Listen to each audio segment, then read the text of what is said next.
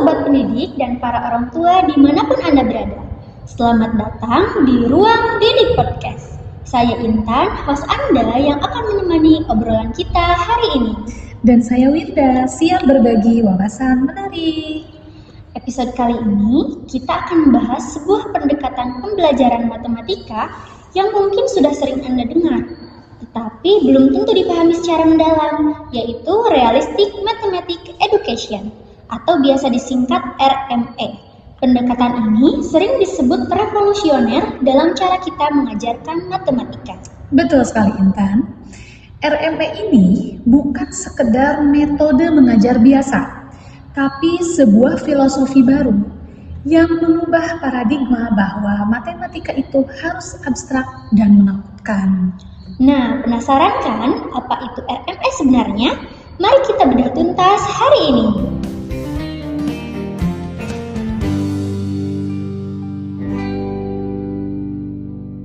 Bu Wirda, untuk memulai kita perlu tahu dulu nih, dari mana asalnya RME ini, siapa yang mencetuskannya, dan kapan dicetuskannya?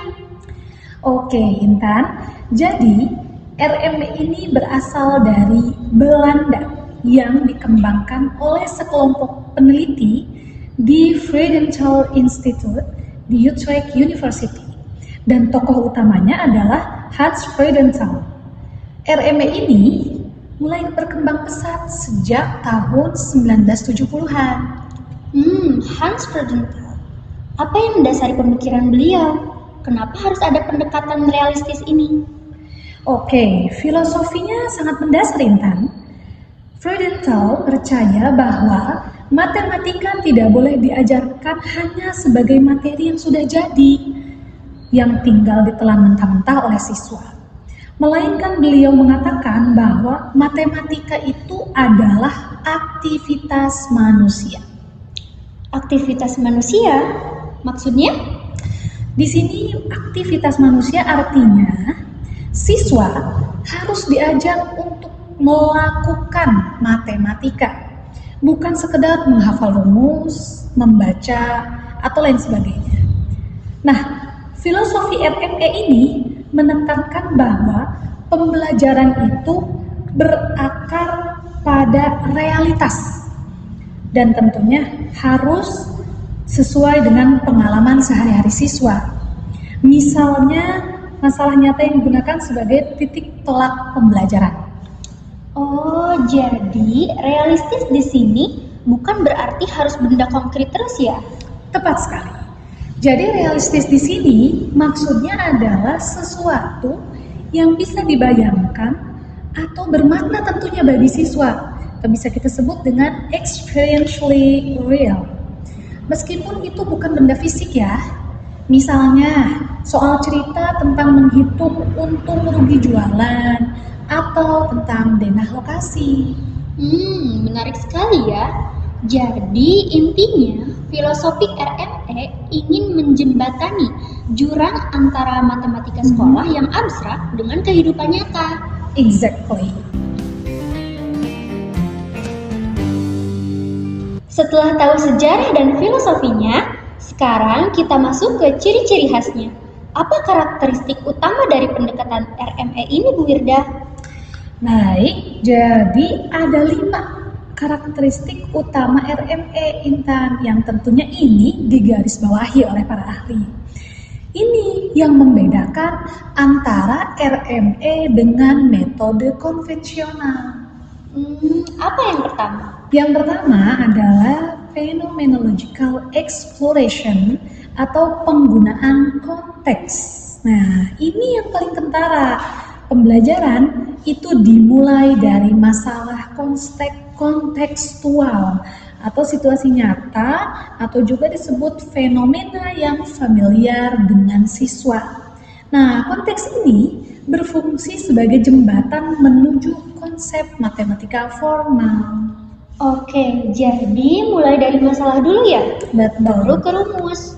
Selanjutnya, apa yang kedua? Nah, yang kedua yang dikatakan using models and symbols atau penggunaan model dan simbol. Jadi dalam RME, siswa mengembangkan model mereka sendiri. Awalnya dari model informal yang dekat dengan konteks masalah, lalu perlahan-lahan berkembang menjadi model formal yang standar. Jadi modelnya bisa beragam ya? Betul. Nggak cuma satu cara. Betul sekali. Nah, Intan, yang ketiga ini adalah kontribusi siswa atau students contribution. Jadi di sini guru RME tidak hanya menyuapi jawaban, tetapi guru memfasilitasi agar siswa dapat membangun pengetahuannya sendiri melalui interaksi dan diskusi di kelas. Wah, siswanya jadi aktif banget ya. Dua lagi apa tuh? Nah, dua lagi, yaitu yang keempat dan kelima. Di mana yang keempat adalah interactivity atau interaktivitas. Jadi, pembelajaran RME itu sangat menekankan diskusi, kolaborasi, dan negosiasi makna antar siswa dan guru. Jadi, matematika dipandang sebagai aktivitas sosial juga, Intan. Oh, menekankan adanya kemampuan dalam berdiskusi dan kerjasama ya? Betul sekali. Lalu yang terakhirnya apa? Nah, yang terakhir atau yang kelima adalah intertwining atau keterkaitan antar topik. Maksudnya RME itu sering mengaitkan berbagai topik matematika.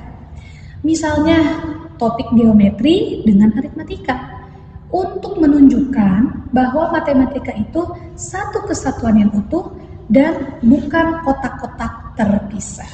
Oke, 5 karakteristik itu sudah cukup jelas membedakan RME.